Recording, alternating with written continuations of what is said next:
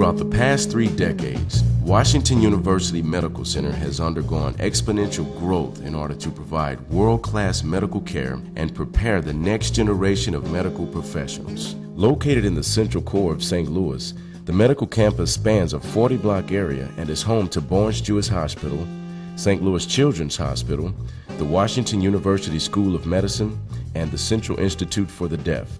Each of these premier institutions is known throughout the country as innovators in medical research and for providing patients with the best that healthcare has to offer.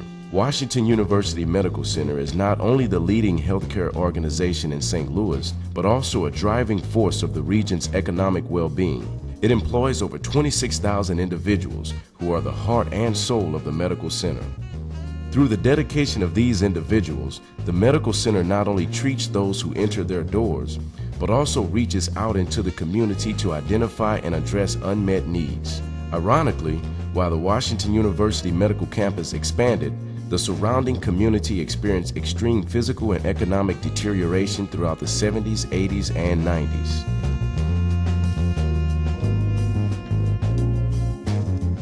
The Forest Park Southeast neighborhood, located immediately to the south of the medical campus, was once a major artery to commerce, education, and culture. Over the last 30 years, it began to decay due to urban flight, closures of businesses, and the neighborhood school. It is a 45-block deteriorated area that extends south on Kings Highway from Highway 40 to railroad tracks just north of Highway 44 and from Kings Highway east to Vanderventor. By the late 90s, it was hemorrhaging with drug activity, violence, poverty, and hopelessness. 50% of the population lives at the poverty level or below. 1/3 of the households are headed by a single female parent. There was no school in the area, and children were being bused to 31 different schools. There is a large percentage of absentee home ownership. Unemployment and crime rates were high. There was little retail or business activity. Rather than build up a wall and ignore the problem, the leaders of Washington University Medical Center reached out to the residents of Forest Park Southeast.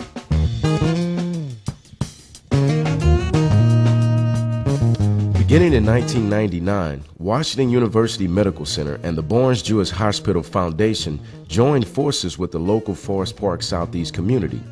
They were aided in the process by a federal grant from the U.S. Department of Housing and Urban Development and support of U.S. Bank. The first significant step we took was to try to do it ourselves, but we learned pretty quickly that this was an enormous undertaking. I mean, we're talking about a large area with many homes, many people, and so forth. And so we recruited McCormack Baron, Richard Baron, I think one of the great urban developers in the nation, maybe the world, to assist us. And the process is now underway. This is true neighborhood vitalization. All these efforts have to start out with planning. There has to be a physical redevelopment plan developed as well as a community and supportive services plan developed. And the two things have to be brought together. There needs to be an evaluation of what kind of resources are already in the community, what kind of strengths there are there, and in addition, what kind of new things have to be introduced into the area in order to see it restored. Barnes Jewish Hospital and St. Louis Children's Hospital are all about trying to make a difference in the lives of people. And whether we make that difference through our hospitals and our healthcare programs, or we can make that difference through creating a community where people can live a healthy life, that's why we've been so focused on re-energizing and revitalizing this community. In order to revitalize such a neighborhood, you can't leave anything out.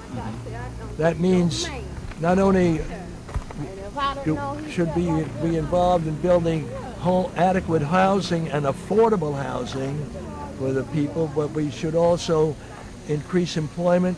We need a school, we need a community center, we need security, we need social and human services, and we need mercantile activity. Is there medical care for the residents? Obviously, in this community, there is. Is there access to medical care? Sometimes those are different. What is the situation with schools, parks, recreation, services for the elderly? While we found great strengths to build on, we found real, live challenges existing in this community related to the health and well-being of individuals and families. In order to assist in a more inclusive process with the residents, the Medical Center and McCormack Baron engaged the residents and all community stakeholders from the beginning. The planning began at an outdoor kickoff event named the Adams Park Tent Event in August of 2000. All of the stakeholders were in attendance. It was the first time in several decades that members and groups from the various factions and organizations throughout the neighborhood came together under one roof to dialogue about community issues and to establish priorities. In order for this plan to develop, you have to have community support. And what has happened now that this community has never been well organized in the past. This community now is very well organized. There are 5 separate neighborhoods in this community, and they've all come together, and we have very strong community support, and the planning for this development rests primarily with the community. We say that this plan is community-driven. After a year of community meetings, plannings, and design, 4 major issues emerged that would set the framework for the master development plan, including a lack of a neighborhood school, vacant storefronts and businesses, inadequate housing, and safety. The master plan that was developed included physical and human services programs.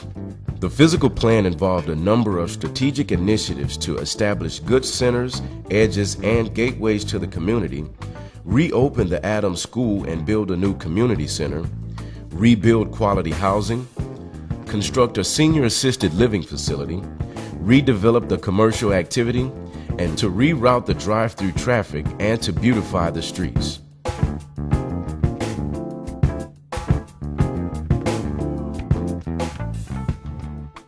Realizing that the reopening of Adams Elementary School would be the first vital step to rebuilding the neighborhood, Washington University Medical Center and its team of partners sought a public-private partnership with the St. Louis Board of Education to commit $9 million in public funds to renovate and add onto the vacant turn-of-the-century school building. After 2 years of planning, fundraising, and reconstruction, the school reopened its doors as a state-of-the-art facility in the fall of 2001, allowing neighborhood children to attend a school in their own backyard for the first time in 20 years. I'm a product of a neighborhood school. I went to city schools. So having our school open up and having our children be able to walk to school, possibly even walk home for lunch if they want to, having parents to come in and be involved in the school without having to drive long distances to get to those schools, I think that's going to be the anchor to bring us all together. Adams Elementary School, the new Adams Elementary School, is a beacon of excellence for the Forest Park Southeast community and public schools throughout the country and the world. Our thrust here is to provide children to not only exceed academically, but also to reach their full potential socially as well. Building off of the residents' desire to make the school the core of the revitalized community, Washington University Medical Center invested an additional $4 million to build the new Adams Park Community and Family Center attached to the school. Washington University Medical Center also partnered with the St. Louis Cardinals to help build a new baseball and soccer field. Since the community center celebrated its grand opening in November 2001, the neighborhood residents have assumed a major role in providing volunteer staffing and raising funds for its operation. I think there was almost universal skepticism in the community that anything like that would ever happen again, and I think that no one really believed that there would be a new Adams School that would open, and I think that beyond that, there was absolutely no expectation that there would be a first-class, high-quality community center built as part of that effort.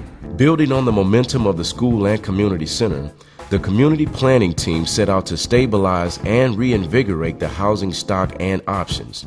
Through a mix of public and private funding, new single-family homes began to be built to provide families an affordable, safe, and healthy environment to live.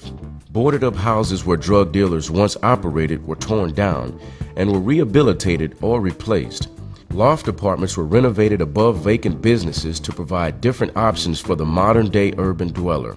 Another significant addition to the neighborhood was the construction of the McCormack House. This innovative elderly-assisted living facility provided a vital missing link for the Forest Park Southeast community. This facility sits at the gateway to the Forest Park Southeast neighborhood, providing a place where lifelong residents can reside and have pride in their community. and it establishes the tone for the new look and feel of the revitalized community.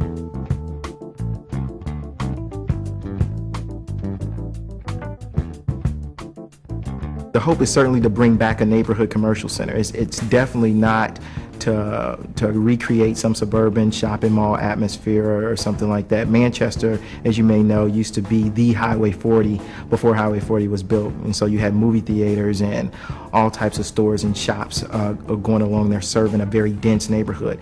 And the demographics of the neighborhood has now changed. And so the needs of the neighborhoods has changed in terms of business activities.